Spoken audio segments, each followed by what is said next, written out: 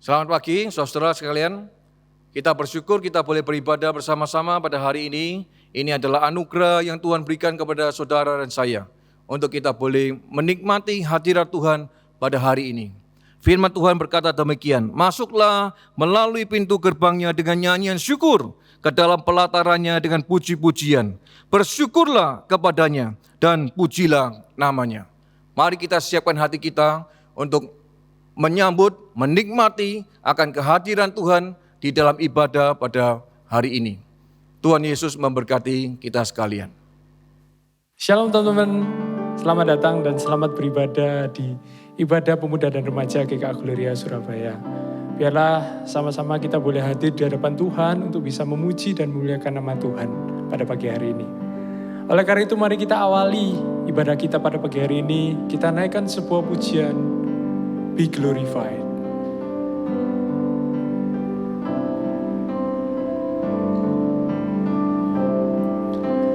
Glory to God in the highest,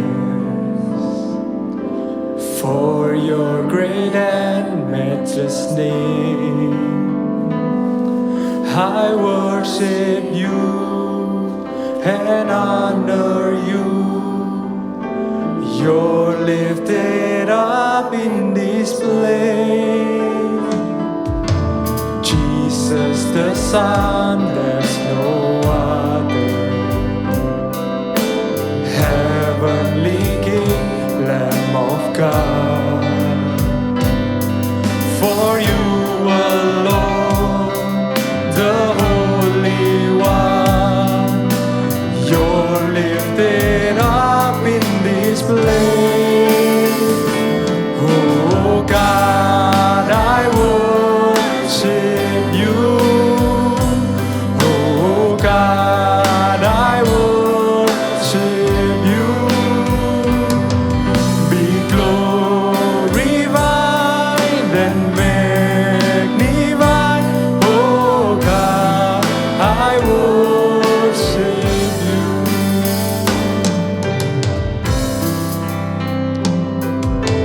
Glory to God in the highest, for your great and matchless name. I worship you and honor you. You're lifted up in this place. Jesus the Son, there's no other. Heavenly King, Lamb of God. For you alone, the Holy One, you're lifted up in this place. Oh God, I worship you. Oh God, I worship you. Be glorified and magnified. Oh God, I worship you.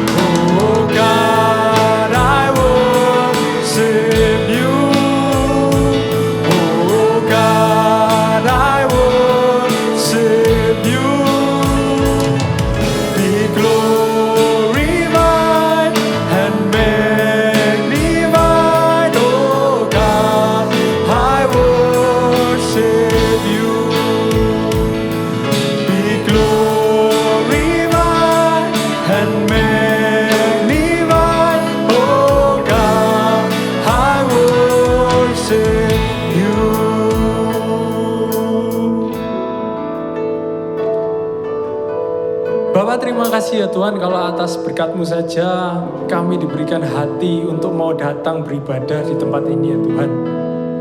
Bukanlah suatu kebetulan, tapi biarlah hari ini ya Tuhan, kami semua anak-anak-Mu ini mau datang untuk berjumpa dengan Tuhan, untuk beribadah padamu, untuk memuji Tuhan, untuk memuliakan nama Tuhan. Tuhan pakai waktu ke depan dari awal pertengahan hingga pada akhirnya nanti. Biarlah ibadah kami dapat berjalan dengan baik dan lancar. Dan hanya untuk kemuliaan nama Tuhan saja. Hanya di dalam nama Tuhan Yesus Kristus kami sudah berdoa. Amin. Mari sama-sama kita bangkit berdiri. Kita naikkan pujian ajaib Kau Tuhan. Tak terbayang kebesaran-Mu.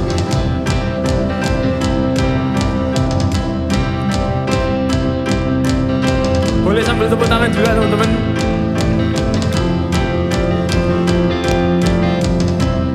Katakan. Tak terbayang kebesaran-Mu dan tak terbanding kekuatan-Mu Tuhan. Kau megah bagiku segenap jiwa dan pengharapan telah ku serahkan untuk rencana-Mu Tuhan. Kau megah bagiku. Hanya Kau yang layak ditinggikan.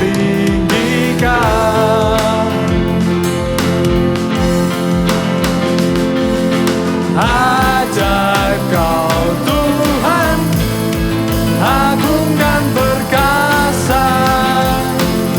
Kau sumber kemenanganku, layak berkuasa, memerintah selamanya.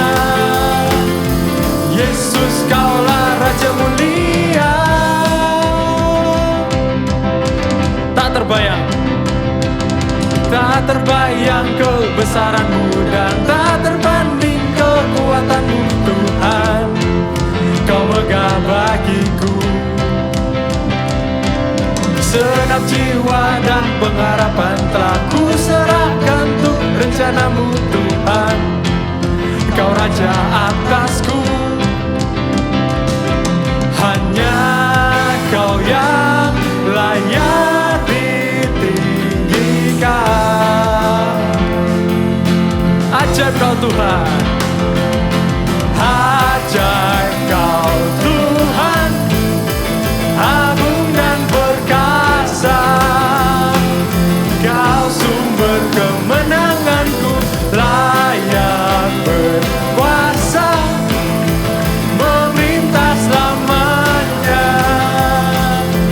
Yesus Kaulah Raja mulia. Ajaib Kau Tuhan, agung dan perkasa. Kau sumber kemenanganku, layak berkuasa, memerintah selamanya. Yesus Kaulah Raja mulia. Raja mulia. Beri kemuliaan bagi Tuhan kita, amin. Puji Tuhan. Teman-teman boleh duduk kembali.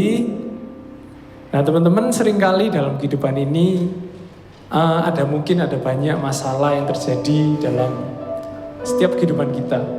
Bisa dalam sekolah, keluarga, kerjaan, dan masih banyak lagi. Tapi ketahuilah teman-teman bahwa kita bisa menyerahkan semuanya ini hanya kepada Tuhan, Sang Pencipta kita semua. Oleh karena itu mari kita siapkan hati dan pikiran kita untuk kita dapat berdoa buat Tuhan. Kita naikkan sebuah pujian, serahkanlah.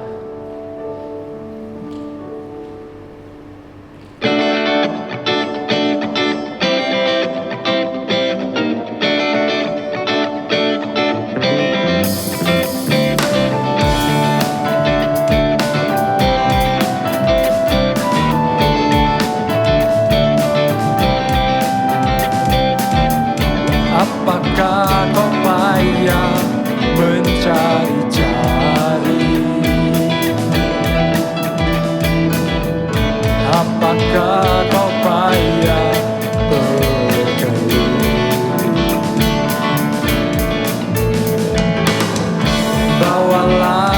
sekarang segala susahmu.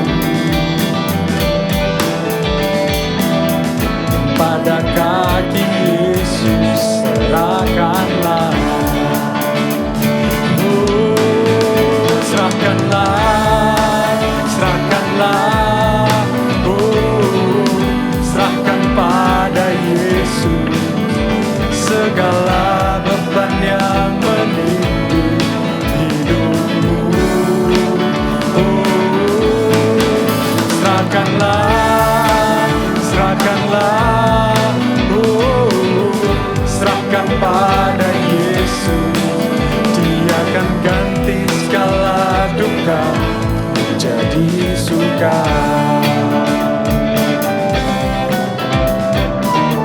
Tak pernah dia janji, tak pernah dia janji hari kan panas, dan tak pernah dia janji pasti ada hujan. Tapi dia berjanji memberi kekuatan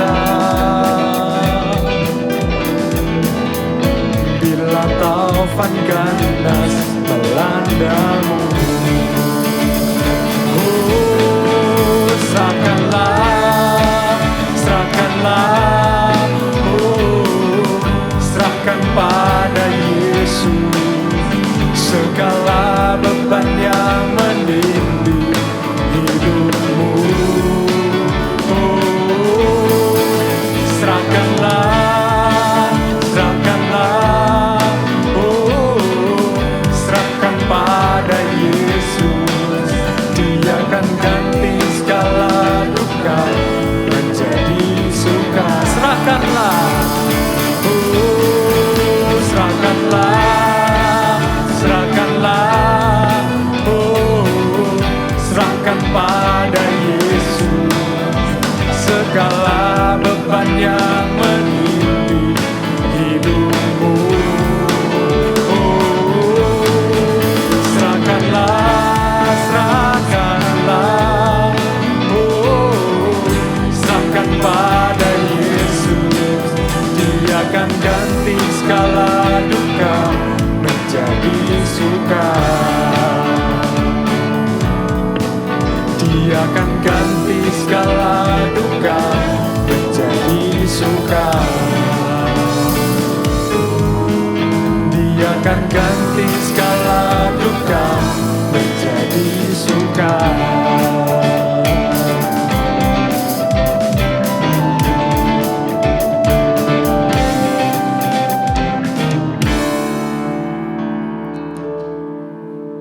Teman-teman, mari sama-sama kita berdoa.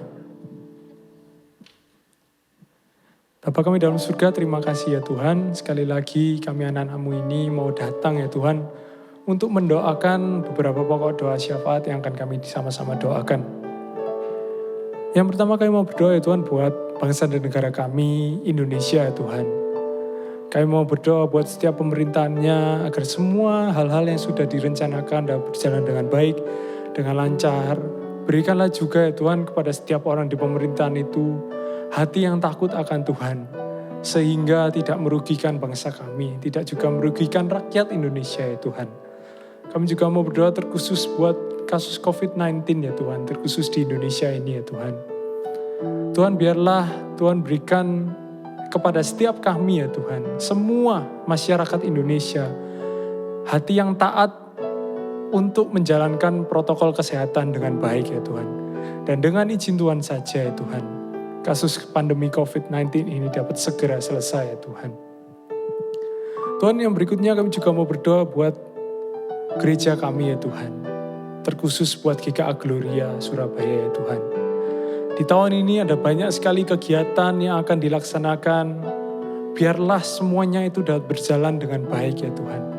Dan yang pastinya hanya dengan izin Tuhan saja. Kami juga mau berdoa buat setiap ibadah ya Tuhan, di hari Minggu ini ya Tuhan. Biarlah semuanya ya Tuhan, anak-anak-Mu ini dapat datang di hadirat-Mu, dapat bertemu dengan Tuhan, baik dari sekolah minggu, remaja, pemuda, kebaktian umum, dan yang lainnya Tuhan. Biarlah semua ibadah kami berkenan di hadapan Tuhan. Dan yang terakhir Tuhan, kami juga mau berdoa buat setiap pergumulan kami ya Tuhan. Tuhan yang tahu setiap pergumulan kami, baik dalam sekolah, baik dalam studi, kerjaan, keluarga, dan masih banyak lagi ya Tuhan. Kami percaya dengan kami menyerahkan doa kami dalam tangan Tuhan, Tuhan akan menolong setiap kami untuk dapat melewati setiap permasalahan kami, satu persatu hingga selesai Tuhan. Tuhan, inilah seru doa kami yang kami panjatkan hanya di dalam nama Tuhan Yesus Kristus. Kami percaya Tuhan akan menjawab seturut dengan waktu dan kehendak-Mu. Hanya di dalam nama Tuhan Yesus kami sudah berdoa. Amin.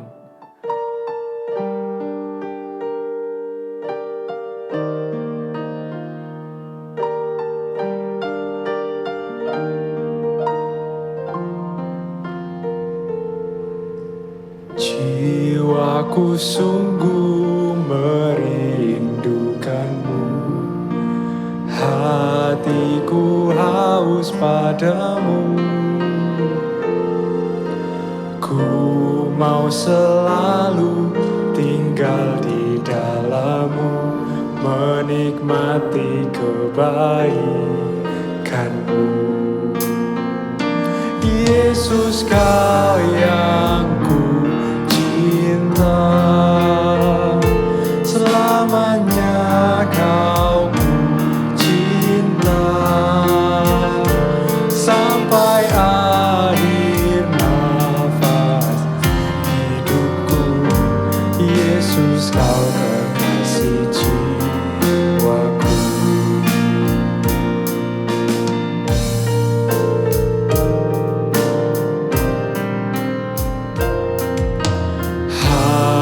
Berganti, tahun pun berlalu, sampai memutih rambutku, melayani-Mu seumur hidupku, sampai ku kembali padamu. Yesus, Kau yang ku cinta, selamanya Kau ku cinta, sampai akhir nafas hidupku. Yesus, Kau kekasih jiwa. Yesus, Yesus, Kau yang ku cinta, selamanya Kau ku cinta, sampai akhir nafas hidupku. Yesus, Kau kekasih jiwa. Sampai akhir nafas hidupku. Yesus, Kau kekasih jiwaku.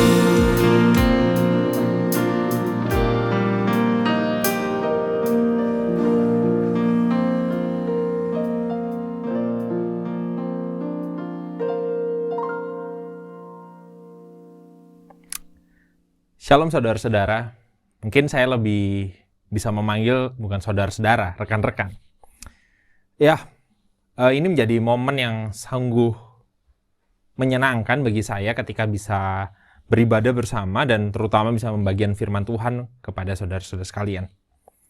Saya bersyukur meskipun ini secara online dan kita tidak bisa berjumpa secara onsite atau offline, saya berharap kita bisa dipersatukan di dalam tubuh Kristus sebagai gereja. Oleh karena itu saya ingin mengajak kita untuk bersekutu, tapi sebelumnya kita mau berdoa untuk memohon pimpinan Roh Kudus sebelum kita membaca dan merenungkan firman Tuhan. Mari kita berdoa. Tuhan Allah kami yang memelihara kami, yang menciptakan kami sungguh bersyukur ketika kami bisa diperkenan Tuhan untuk datang. Dan secara khusus hari ini, waktu ini kami mau membaca dan merenungkan firman Tuhan. Kiranya Tuhan yang memimpin dan memberkati dalam setiap renungannya, dan kiranya Tuhan juga memakai hamba-Nya yang akan menyampaikan pemaparan firman Tuhan. Kiranya Tuhan pakai, dan biarlah setiap jemaat yang mendengarkan bisa terberkati. Terima kasih ya Tuhan, kami siap mendengar. Dalam nama Tuhan Yesus kami berdoa. Amin. Hari ini kita akan merenungkan dari Ibrani 10 ayat 34 sampai pasal 11 ayat 3. Saya akan bacakan untuk rekan-rekan sekalian. Ibrani 10 ayat 34 sampai 11, pasal 11 ayat 3. Demikianlah firman Tuhan. Memang kamu telah turut mengambil bagian dalam penderitaan orang-orang hukuman, dan ketika harta kamu dirampas, kamu menerima hal itu dengan sukacita. Sebab kamu tahu bahwa kamu memiliki harta yang lebih baik dan yang lebih menetap sifatnya. Sebab itu janganlah kamu melepaskan kepercayaanmu karena besar upah yang menantinya. Sebab kamu memerlukan ketekunan supaya sesudah kamu melakukan kehendak Allah, kamu memperoleh apa yang dijanjikan itu. Sebab sedikit, bahkan sangat sedikit waktu lagi, dan ia akan datang, sudah akan ada tanpa menangguhkan kedatangannya. Tapi orangku yang benar akan hidup dengan iman. Dan apabila ia mengundurkan diri, maka aku tidak berkenan kepadanya. Tetapi kita bukan orang-orang yang mengundurkan diri dan binasa, tetapi orang-orang yang percaya dan yang beroleh hidup. Pasal 11-nya, iman adalah dasar dari segala sesuatu yang kita harapkan dan bukan dari segala sesuatu yang tidak kita lihat. Sebab oleh imanlah telah diberikan kesaksian kepada nenek moyang kita. Karena iman kita mengerti bahwa alam semesta telah dijadikan oleh firman Allah, sehingga apa yang kita lihat telah terjadi dari apa yang tidak dapat kita lihat. Rekan-rekan, mungkin rekan-rekan pernah mendengar gitu ya, kalimat kita tidak perlu iman, kita perlu iman sebagai orang percaya. Atau dengan iman kita dapat melakukan segala sesuatu. Dan dengan iman kepada Tuhan kita bisa mengabulkan segala sesuatu. Kita mungkin rekan-rekan pernah mendengar ada dari rekan-rekan yang memiliki kuasa iman gitu. Berdoa membutuhkan sesuatu barang, tiba-tiba besoknya sudah ada. Membutuhkan handphone baru, gadget baru, dan besoknya ada. Tapi di balik kalimat-kalimat itu mungkin kita pernah berpikir gitu. Apakah yang dikatakan iman itu? Apakah iman yang menjadi dasar dari kalimat-kalimat tadi itu adalah iman yang benar? Dan iman seperti apa yang sebenarnya dinyatakan oleh Alkitab? Pertanyaan ini mungkin muncul ketika bertanya tentang iman Kristen.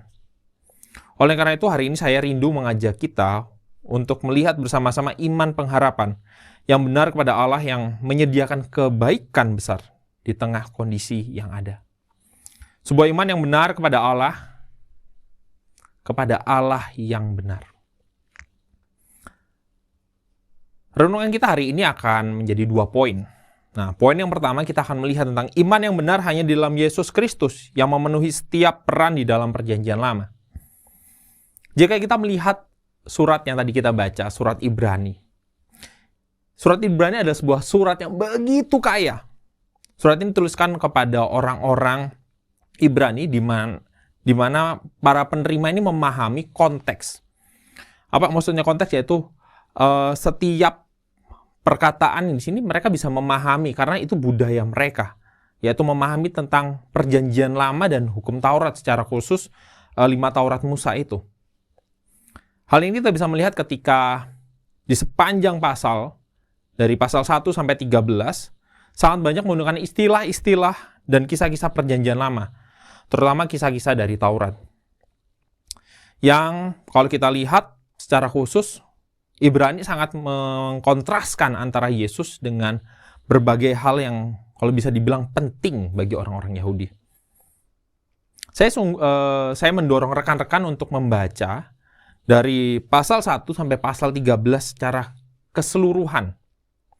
Dengan tujuan agar kita bisa melihat kitab ini secara indah, secara kekayaannya, secara keseluruhan yang menjelaskan Yesus dan iman kepada Yesus Kristus. Dalam pasal 1 sampai 10 kita akan melihat dulu ya overview dari pasal awal, yaitu pasal 1 sampai pasal 10, belum kita merenungkan bacaan kita dari Ibrani pasal 10 ayat 34 sampai pasal 11 ayat 1 sampai 3. Di dalam rangkaian pasal 1 sampai 10, penulis Ibrani sangat mengkontraskan Yesus dengan berbagai hal. Apa saja berbagai hal itu? Di pasal 1 sampai 2, pribadi Yesus dikontraskan dengan para malaikat dan Taurat. Dengan tujuan satu gitu. Menjelaskan bahwa Yesuslah firman Allah. Sedangkan di pasal 3 sampai 4, Yesus dikontraskan dengan Musa dan tanah perjanjian. Dan ini memiliki satu buah tujuan. Penulis ingin menyampaikan tentang Yesus adalah harapan dan juga ciptaan baru itu. Sedangkan di pasal 5 sampai 7, Yesus dibandingkan dengan imam-imam dan juga Melkisedek. Dengan tujuan menjelaskan bahwa Yesuslah imam besar itu. Imam besar kekal. Imam besar kita. Sedangkan di pasal 8 sampai 10, Yesus digambarkan sebagai korban sembelihan. Dan ini menunjukkan kepada bagaimana perjanjian untuk menyatakan dia adalah korban yang sempurna. Yang rekan-rekan juga mengetahui bahwa Yesus mati sebagai korban pengganti untuk kita. Ketika kita melihat 1 sampai 10 ini pasal tadi, kita melihat bagaimana penulis Ibrani jelas bertujuan menunjukkan siapakah identitas Yesus. Kalau kita melihat tadi sepanjang ini, kita bisa menyimpulkan bahwa dialah yang berkuasa untuk segalanya dan dia di atas semuanya itu. Dialah penggenapan sempurna dari perjanjian lama dan kepada dialah kita beriman dengan benar. Alkitab mengajarkan kita untuk beriman, berpegang kepada Yesus Kristus. Di mana tadi dijelaskan di Ibrani 1 sampai 10, Yesus sebagai penggenapan yang sempurna dari perjanjian lama. Kalau begitu, bukankah iman kepada Yesus adalah iman yang benar? Dan merupakan dasar yang kokoh bagi kita untuk selama-lamanya. Dasar yang kokoh bagi kita untuk terus berpegang kepada Dia. Dia sebagai iman kita. Setiap hal yang digenapi dan disempurnakan melalui Dia yang adalah Allah itu sendiri. Adakah lagi yang kurang untuk bisa berpegang kepada Dia sebagai iman?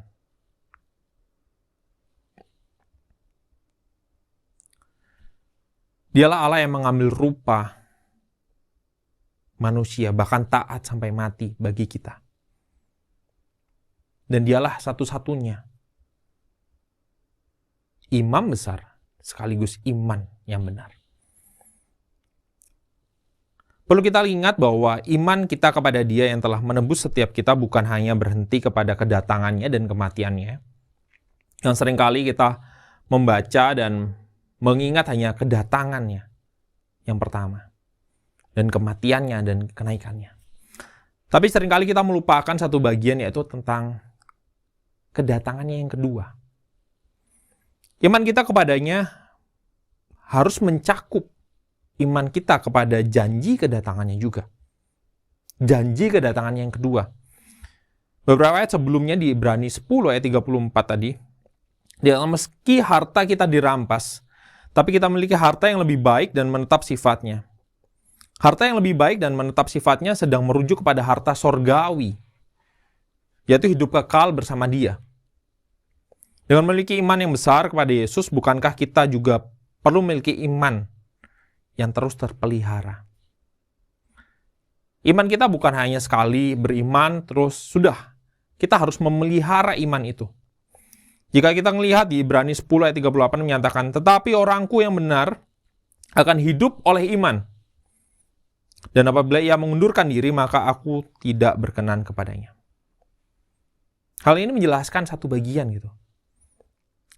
Bahwa kita sebagai orang-orang percaya yang percaya kepada Yesus, kita perlu terus berpegang kepada iman. Kita terus hidup di dalam iman itu. Kita perlu terus berpegang teguh di dalam iman kepada Yesus sebagai iman yang benar. Kita juga perlu melihat kepada latar belakang. Kita akan melihat satu bagian dulu gitu. Latar belakang penulis ketika menuliskan ini. Kenapa penulis Ibrani menuliskan ini gitu? Kepada siapa? Kondisi pendengarnya seperti apa? Kita tidak bisa melepaskan teks ini dari konteks saat itu. Kalau kita melihat di ayat 32 sampai 34, ketika penulis memperingatkan pendengarnya dengan keras dengan tujuan mengingatkan mereka akan bukti ketekunan mereka di tengah penderitaan yang mereka alami. Yang kalau kita bisa melihat di pasal 6 ayat 9 sampai 12. Pendengar surat ini sedang mengalami penderitaan baik celaan, penjara, perampasan harta benda, dan penganiayaan secara resmi yang sedang mereka alami. Ayat 32 sampai ayat 34 ini adalah pengantar kita untuk melihat lebih jauh dari pasal 10 ayat 35 sampai 39. Yang menjelaskan bagi komunitas yang sedang mengalami penderitaan berat dipanggil untuk berjuang. Berjuang di dalam iman mereka. Berjuang di dalam penantian mereka kepada kedatangan Kristus yang kedua. Mereka perlu terus bertekun, mereka perlu terus mengerjakan, mewarisi keselamatan yang dijanjikan pada bagian-bagian sebelumnya kalau kita baca teks sebelumnya ya. Kita akan melihat di pasal 11 untuk melihat poin kedua gitu. Iman besar kepada Yesus bahwa setiap orang percaya untuk berjalan bersama. Kalau saya boleh bercerita sedikit gitu, membuat sebuah cerita gitu. Terdapat seorang anak kecil yang terlahir dengan tidak dapat melihat. Dia tinggal dengan kedua orang tuanya. Karena tidak dapat melihat, anak kecil ini setiap hendak pergi kemanapun akan didampingi oleh orang tuanya. Mau makan, mau berjalan kemanapun akan didampingi. Namun, meskipun dia tidak dapat melihat, tapi dia memiliki sebuah kepekaan yang kuat dalam panca inderanya, yaitu dari pendengaran. Dia dengan peka bisa mendengar setiap suara dari ayah dan ibunya, dan dia sangat mengenali kedua suara itu. Ketika dia mendengar, dia akan datangi, dia akan berusaha untuk menyapa. Dan kalau kita melihat di sini, ada sebuah cerita tentang dia mempercayai. Dia percaya kepada setiap suara yang dia dengar. Dia percaya kepada suara ayahnya dan ibunya karena dia tahu bahwa siapa mereka. Dia tahu bahwa ayah ibunya inilah yang mencintai dia, mengasihi dia, yang melahirkan dia, merawat dia, dan memberikan setiap hal yang dia perlukan. Dia tahu siapa yang dia percaya. Meskipun dia tidak dapat melihat. Karena dia tahu bahwa mereka mengasihi dia. Dan lebih jauh daripada itu, dia tahu bahwa merekalah yang dapat dipercaya. Iman kepada orang yang Allah seperti anak kecil ini. Kita perlu percaya kepada suara. Kita perlu percaya kepada apa yang bisa kita pahami, yaitu tentang Allah ini. Meskipun kita terkadang tidak bisa memahami secara sepenuhnya, tapi ketika kita bisa mengetahui satu bagian yang tidak tadi kita renungkan, tentang Yesus Kristus sebagai iman kita yang benar, itu menjadi satu bagian yang sangat penting, yang akan terus menuntun kita, mendampingi kita. Kita tidak dapat beriman kepada sesuatu yang tidak kita tahu kebenarannya atau keberadaannya. Alkitab sudah jelas menyatakan kepada siapa kita harus beriman. Beriman hanya kepada Yesus Kristus yang adalah Allah sendiri. yang telah datang ke dalam dunia, mengambil rupa manusia, dan dia taat sampai mati di atas kayu salib. Ia mati, namun bangkit. Dan dia naik surga dan akan datang kembali. Pertanyaan selanjutnya adalah, iman yang kita miliki akan bertahan dalam kondisi seperti apa? Apakah kita bisa bertahan, iman kita itu bertahan setiap waktu? Poin kedua, iman yang benar berdasarkan kepada Kristus dapat bertahan dalam segala kondisi. Jika kita melihat latar belakang dari penulis, konteks surat Ibrani, yang sedang mengalami penderitaan dan mereka sedang goyah, dan sedang mempertanyakan tentang iman mereka. Bukankah itu yang juga terkadang kita lakukan? Keraguan kita muncul dengan kondisi yang ada. Kita mempertanyakan tentang iman kita kepada Dia. Mungkin dalam yang paling relevan dengan kita ketika pandemi muncul. Dan menyebar ke seluruh dunia dan kita harus belajar online. Atau harus stay di rumah. Kita terpisah dari rekan-rekan kita, sahabat-sahabat kita. Atau bahkan kita mengalami kehilangan. Kita terus bertanya, Tuhan, apakah ini terjadi kepada kami? Kami orang percaya, kami orang beriman. Kita terkadang terlalu fokus kepada apa yang terjadi. Dan kita tidak melihat pada seluruh janji Allah.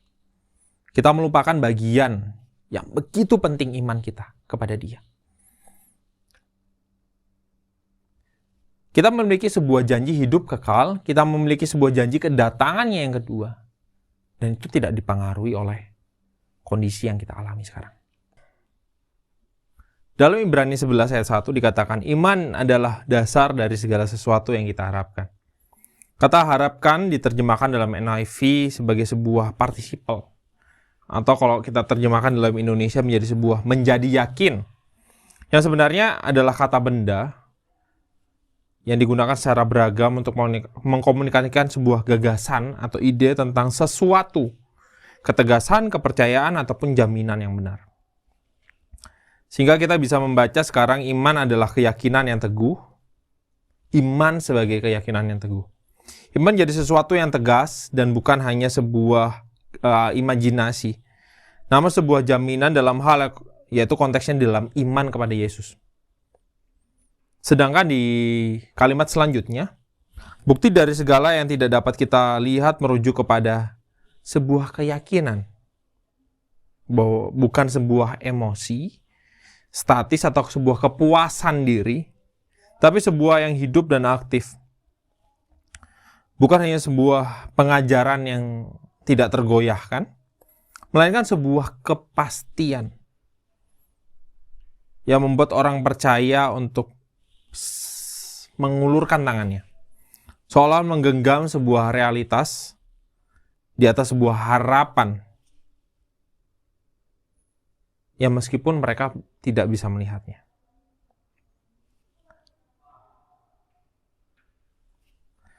Sedangkan Ibrani 11 ayat 1 tadi kita membawa untuk bisa memahami iman yang kita miliki bukan hanya berkata percaya, tapi lebih dari itu. Iman menjadi sesuatu panca indera kita. Sebagai penglihatan, sesuatu yang dapat kita lihat dengan mata kita. Dan bagaimana iman ini jadi sesuatu yang benar-benar seumpama kita memilikinya itu. Kita menggenggam sesuatu, meskipun sebenarnya kita nggak bisa ngelihat tadi. Dan itu bukan sebuah angan-angan. Dan melalui iman kita bisa melihat, kita bisa menggenggam sebuah janji bahwa Tuhan terus bekerja di sepanjang hidup kita. Bagaimana yang menuntun kita untuk bisa percaya kepada Yesus Kristus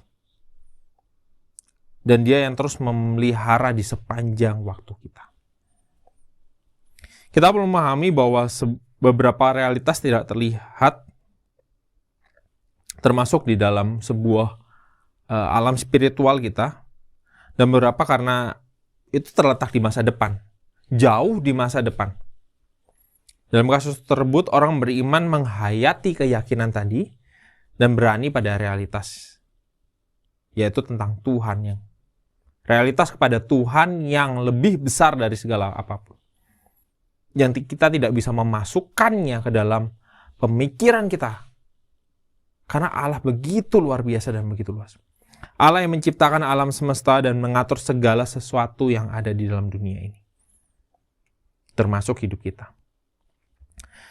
Kalau kita melanjutkan di dalam Ibrani 11 ayat 2, membawa kita melihat bagaimana dalam kehidupan kita beriman, itu telah diteladankan atau diberikan contoh dari orang-orang kudus dalam Perjanjian Lama. Dengan kata lain, para tokoh-tokoh tersebut tidak hanya bersaksi tentang Tuhan, tidak hanya berbicara, namun mereka juga melakukan dan mengalami iman itu. Kalau teman rekan-rekan bisa membaca di bagian di Ibrani 11 secara keseluruhan, rekan-rekan bisa melihat bagaimana tokoh-tokoh itu disebutkan dan bagaimana tokoh-tokoh itu hidup dan bagaimana tokoh-tokoh itu beriman. Sedangkan di Ibrani 11 ayat 3, Paulus menyatakan apa yang akan jadi titik dasar dari teologi kita, yaitu bahwa Tuhan menciptakan keteraturan yang terlihat dan juga terciptakan di dalam firman-Nya itu, melalui firman-Nya. Sebuah menciptakan keteraturan dari sesuatu yang tidak ada. Setiap hal yang terjadi ada di dalam kontrol Allah. Allah yang menciptakan segala sesuatu itu. Kita bisa melihat bagaimana pasal 1-10 tadi, kitab Ibrani, kita dipimpin untuk melihat bahwa kita harus terus fokus, analitis, dan tekun dalam kebenaran tentang putranya, yaitu Yesus Kristus sebagai imam besar kita yang agung dan bagian-bagian pribadi di dalam karyanya keselamatan. Maka di pasal 11 ayat 1-3 menjadi dasar kita untuk melihat ke depan. Terdapat keindahan seperti sebuah sungai yang mengalir terus deras alirannya. Meskipun aliran itu selalu berkelok-kelok, tapi kita terus melihat bahwa aliran itu terus mengalir. Keindahan di dalam pasal 11 menarik kita untuk memandang dan mengarahkan pandangan kita kepada Allah. Kisah iman orang-orang kudus di dalam Alkitab tidak berhenti kepada nama-nama di dalam Ibrani 11. Yang bahkan dikatakan Ibrani 11 ayat 32, apakah lagi yang harus penulis sebutkan kisah iman mereka kepada Allah? Begitu banyak yang sudah tokoh-tokoh dicatatkan, bahkan ada tokoh-tokoh yang belum dicatatkan. Tapi tokoh-tokoh yang dicatatkan tadi, kita bisa melihat bahwa setiap mereka juga mengalami permasalahan. Mengalami keraguan goyah. Tapi satu hal yang kesamaan dari mereka semua. Mereka tetap berpegang teguh kepada Allah. Mereka tetap berpegang teguh kepada iman dan janjinya. Dan bahkan kita melihat bagaimana Kristus Yesus yang telah datang ke dalam dunia. Di dalam natur kemanusiaannya dia taat kepada Allah Bapa. Di Taman Getsemani ia mengetahui bahwa perjalanannya ke Yerusalem akan sangat berat. Dia mengetahui bahwa dia akan mengalami penderitaan, penganiayaan. Dan bahkan dia akan disalibkan. Tapi satu hal yang dia lakukan. Dia tetap berpegang kepada janji Allah. Dia tetap berpegang pada rancangan besar Allah.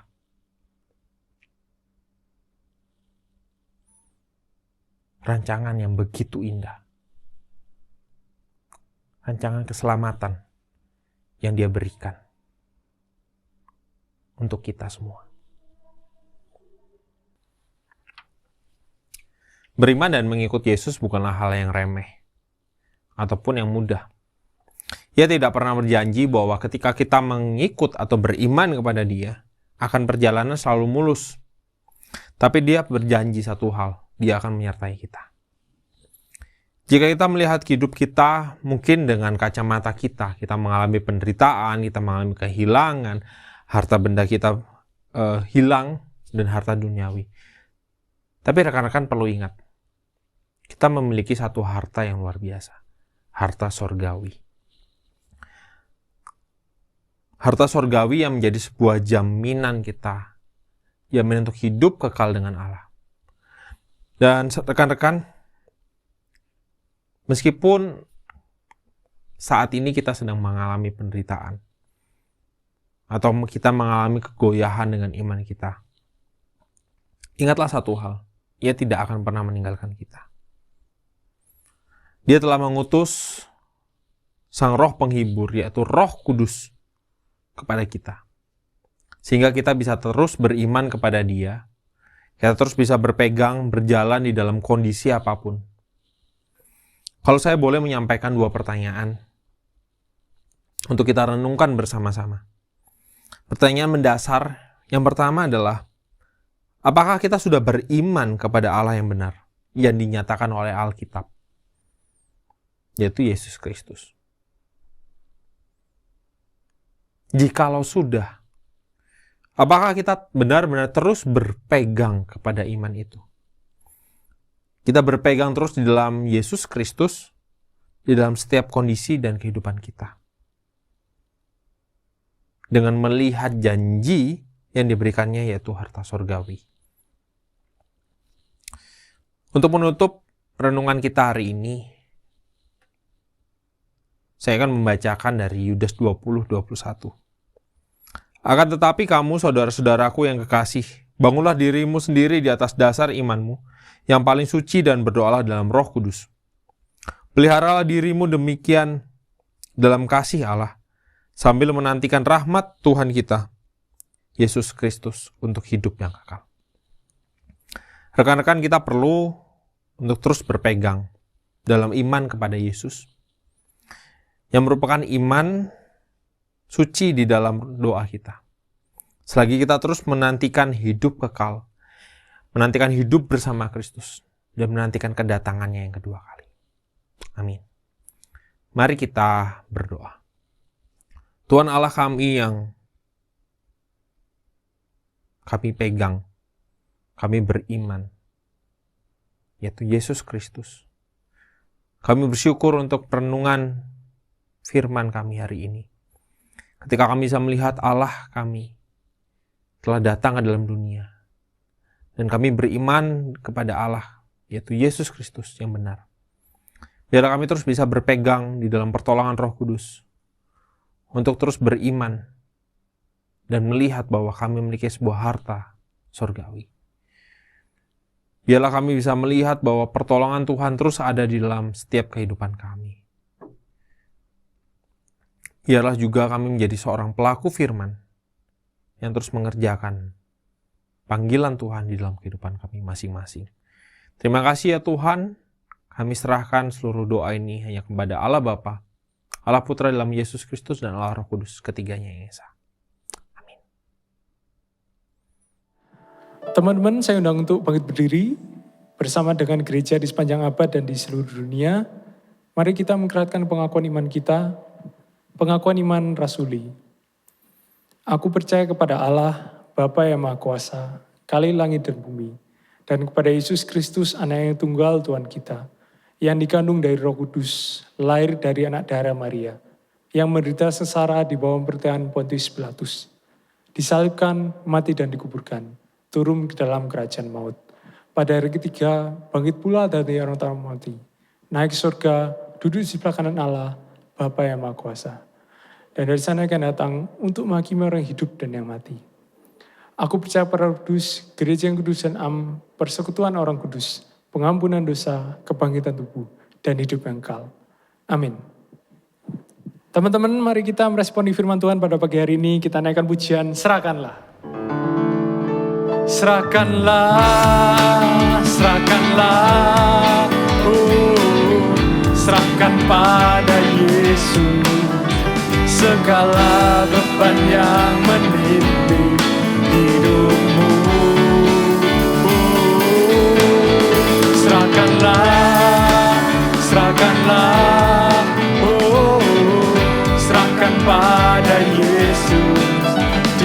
akan ganti segala duka menjadi suka. Dia akan ganti segala duka menjadi suka. Dia akan ganti segala duka menjadi suka.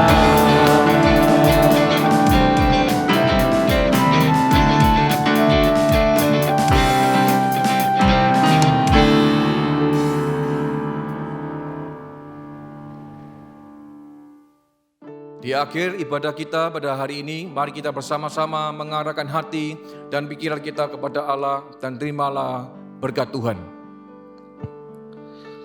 Kiranya Tuhan memberkati engkau dan melindungi engkau. Kiranya Tuhan menyinari engkau dengan wajah-Nya dan memberi engkau kasih karunia. Kiranya Tuhan menghadapkan wajah-Nya kepadamu dan memberikan damai sejahtera, mulai dari sekarang sampai selama-lamanya. Amin. Ku angkat tanganku Yesus, memuji perbuatan-Mu.